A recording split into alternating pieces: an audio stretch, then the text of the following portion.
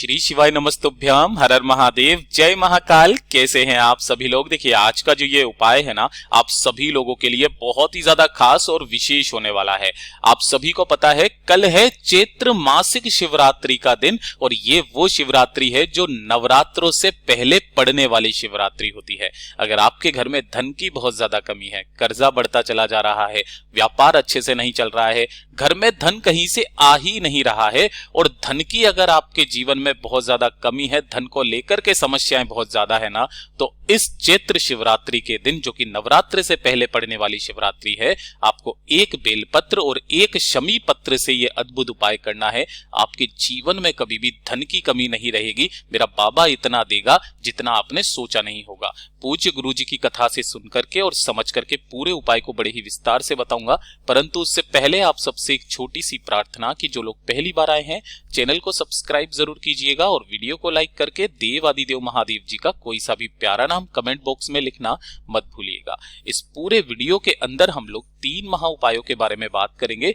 जो ना सिर्फ आपकी धन की कामना को पूरा करेगा, हालांकि पूज्य गुरु जी हमेशा कहते हैं कि जब भी आप मंदिर में जाओ, अपनी मनोकामना ना मांग करके अगर आप महादेव जी का साथ मांगेंगे ना, आपको जीवन में कभी किसी चीज की कमी नहीं रहेगी। तो ध्यान से सुनते चले जाना, समझने की कोशिश करना। सबसे पहले बात करते हैं पहले वाले उपाय की, जो कि आपको एक बेलपत्र और एक शमी पत्र से करना होगा। अगर आपके घर में धन की बहुत ज्यादा कमी है, संपदा नहीं बढ़ रही है, आप चाहते हैं आपके घर में वैभव हमेशा बढ़ता रहे, है ना, कभी भी धन लक्ष्मी की कमी ना रहे, कभी कोई कर्जा ना बढ़े ना आपके घर में, तो इस वाली शिवरात्रि के दिन आपको ये उपाय जरूर करना है। परिवार का कोई भी एक व्यक्ति इस उपाय को करना। किस समय करना है, कैसे करना है, ध्यान से सुनते चले जाना, समझने की कोशिश करना। सबसे पहले इसके लिए आपको लेनी होगी एक बेलपत्र, सुंदर सी प्यारी सी, जो कहीं से भी खंडित कटी फटी ना हो, और दूसरे नंबर पर आपको चाहिए होगा एक शमी का पत्ता।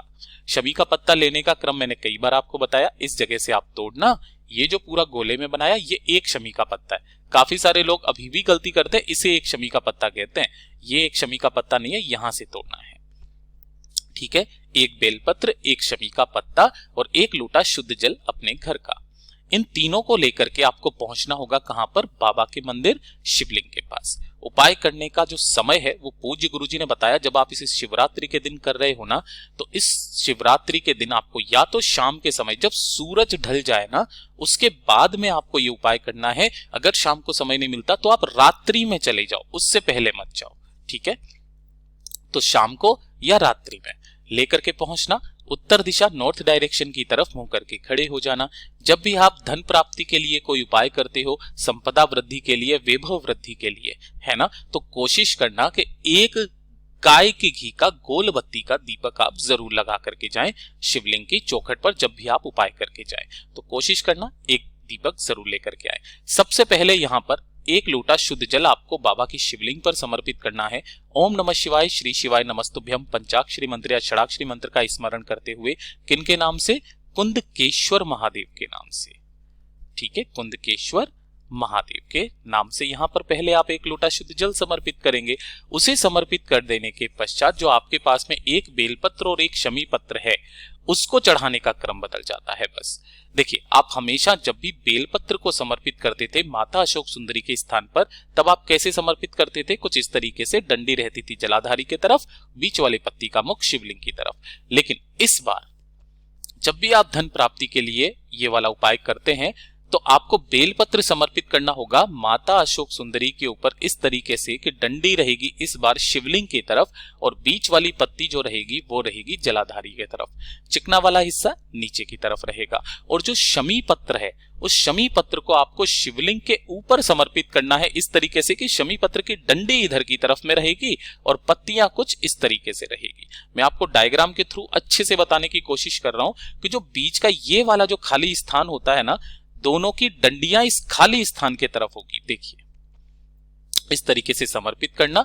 समर्पित कर देने के पश्चात इस जलाधारी पर आपको अपने दाहिने हाथ की हथेली रखना है, अपने हृदय की बात, अपनी कामना बाबा जी से कह देनी है और वापस घर की तरफ चले आ जाना है। इस शिवरात्रि पर यह करके देखिएगा, आपको निश्चय इसमें लाभ मिलेगा। धन की आवक होना स्टार्ट होगी आपके घर में, आपके व्यवसाय में।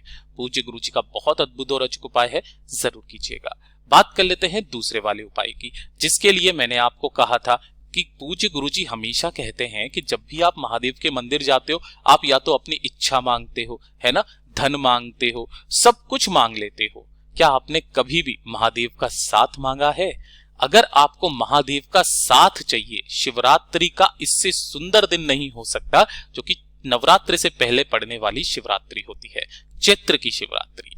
अगर आपको महादेव की असीम कृपा चाहिए, है ना, महादेव की कृपा आपको चाहिए, हमेशा महादेव आपके साथ में रहें, बाबा आपका हाथ पकड़ लें, आपकी नैया पार लगा देना, तो ये वाला काम कीजिएगा। और जब भी आप इस उपाय को करें शिवरात्रि के दिन, उस दिन के बाद से आप देख लीजिएगा कि आपके जीवन में कितना बदलाव होता है।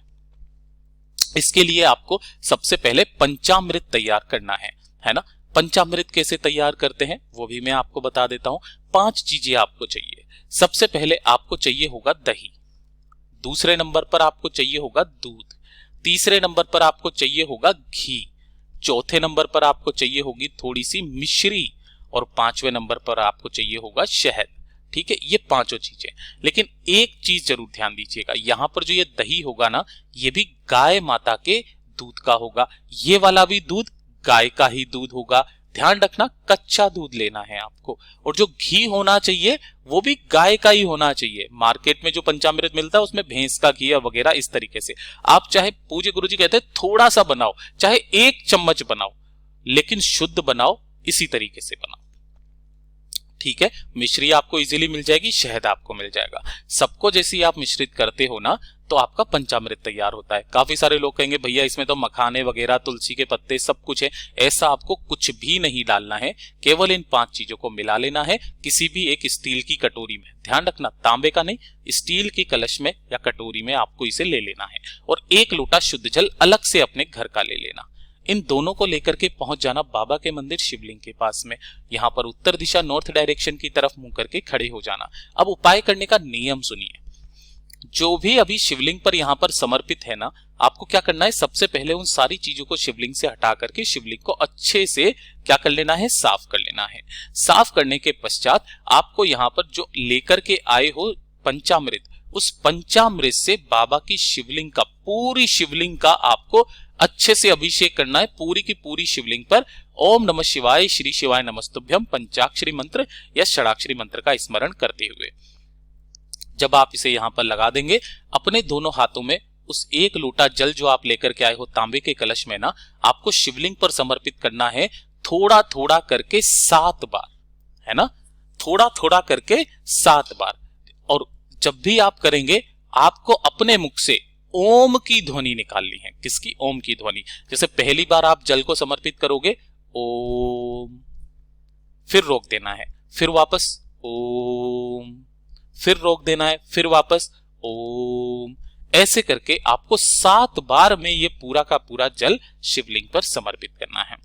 समर्पित कर देने के पश्चात दोनों हाथों से शिवलिंग को आपको पकड़ना है, छूना है, बाबा से कामना करनी है कि बाबा मुझे मेरे जीवन में कुछ नहीं चाहिए, बस मुझे आपका साथ चाहिए। जब तक आप मेरे साथ हो मुझे कभी किसी चीज की कमी नहीं रहेगी। बाबा आपका हाथ सदैव मेरे सर पर रहे, बस ये मेरी कामना है। अपनी कामना कह करके वापस घर की तरफ चले आ जाइएगा। फिर देखिएगा जो जो शिवरात्रि पड़े, 12 महीने शिवरात्रि आती है, 12 साल की 12 शिवरात्रि पर करके देखिएगा, आपका भाग्य ना बदल जाए तो कहिएगा। अगर आपकी कुंडली में भी कुछ भी ऐसे दोष रखे हुए ना, वो दोष आड़े नहीं आते। पूज्य गुरुजी का बहुत अद्भुत और अचूक उपाय है, जरूर कीजिएगा। बात करते हैं तीसरे वाले उपाय की। ये वाला जो उपाय है ना, ये सबसे अद्भुत। अगर आपकी नौकरी नहीं लग रही है, काफी सारी आपने कोशिश कर ली, मेहनत कर ली, नौकरी नहीं लग रही है, या फिर आपका कोई कार्य है जो काफी समय से अटका हुआ है, पूरा हो ही नहीं रहा है, किसी भी कार्य सिद्धि के लिए, चाहे वो नौकरी से संबंधित हो, व्यापार से संबंधित हो, है ना, किसी चीज से भी संबंधित हो, या फिर आपकी कोई मनोकामना है ना, उसके लिए ये 12 बिंदी वाला उपाय कल के दिन करना मत भूलिएगा। देखिए आपको क्या करना है, लाल चंदन लेना है। थोड़ा सा लाल चंदन, पूज्य गुरुजी हमेशा कहते हैं इस तरीके से मुठिया रखा कीजिए, घिस करके जो चंदन निकले उसे ले लिया कीजिए। तो थोड़ा सा आपको लाल चंदन लेना है, थोड़ा सा आपको पीला चंदन लेना है। अष्टगंध मिल जाए तो ले लीजिएगा। और इसी के साथ में आपको 5 बेलपत्र लेने हैं, सुंदर सी, जो कहीं से भी खंडित कटी फटी ना हो। 1 लोटा शुद्ध जल अपने घर का, और कल के दिन यानी कि शिवरात्रि के दिन पहुंच जाना बाबा के मंदिर शिवलिंग के पास में। उत्तर दिशा नॉर्थ डायरेक्शन की तरफ मुंह करके आपको खड़े हो जाना है ना। अब उपाय करने का नियम, सबसे पहले आपको क्या करना है, एक लोटा शुद्ध जल बाबा की शिवलिंग पर पहले समर्पित करना है। ओम नमः शिवाय, श्री शिवाय नमस्तुभ्यम पंचाक्षरी मंत्र या षडाक्षरी मंत्र का स्मरण करते हुए जब ये जल समर्पित कर देंगे, जल समर्पित कर देने के पश्चात आपने जो लाल चंदन लिया है, इस लाल चंदन को आपको अपनी अनामिका उंगली में यहां लिख देता हूं, अनामिका जो उंगली होती है ना आपकी, उस अनामिका उंगली पर थोड़ा सा लाल चंदन आपको लगा लेना है यहां पर। और उस लाल चंदन की, ध्यान रखना, उस लाल चंदन की आपको 7 बिंदियां लगानी है शिवलिंग पर। किस तरीके से लगाओगे, जो 7 बिंदियां लाल चंदन की लगेगी वो शिवलिंग पर कहीं पर भी लगा दीजिए। जैसे आपने यहां पर लगाई, पहली, दूसरी, तीसरी, चौथी, 5वीं, 6वीं, 7वीं, शिवलिंग पर कहीं पर भी। और जो पीला चंदन है, उस पीले चंदन की आपको 5 बिंदियां लगानी है माता अशोक सुंदरी के स्थान पर, अपनी कामना कहते हुए। ठीक है, 1 2 3 4 5, इस तरीके से 5 बिंदियां यहां पर लगाना। हो गया 12 बिंदी वाला उपाय। उसके पश्चात जो भी आपने बेलपत्र लिए हैं, इसके ऊपर थोड़ा सा कोई सा भी चंदन लगा करके इन सभी बेलपत्रों को आपको एक एक करके शिवलिंग पर ऐसे समर्पित करना है कि सभी की डंडी रहेगी अलग अलग दिशा में, है ना। इसका भी एक प्रमाण है जो कि लिंग पुराण, ब्रह्म वैवर्त पुराण, विष्णु पुराण के अंदर वर्णित है। ठीक है ना। इस तरीके से यहां पर ये 5, चौथी नंबर की बेलपत्र ऐसे आ जाएगी, 5वीं ऐसे करके आ जाएगी। ठीक है ना। ऐसे करके सभी की डंडियां आपको अलग अलग दिशा में रखनी है।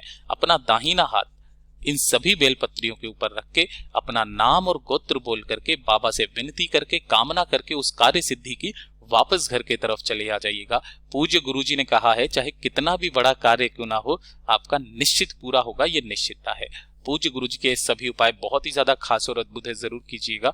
वीडियो पसंद आए तो लाइक जरूर करना, साथ ही साथ चैनल को सब्सक्राइब जरूर कीजिएगा। मैं आपसे मिलता हूं अगले वीडियो में, तब तक के लिए ओम नमः शिवाय, जय महाकाल।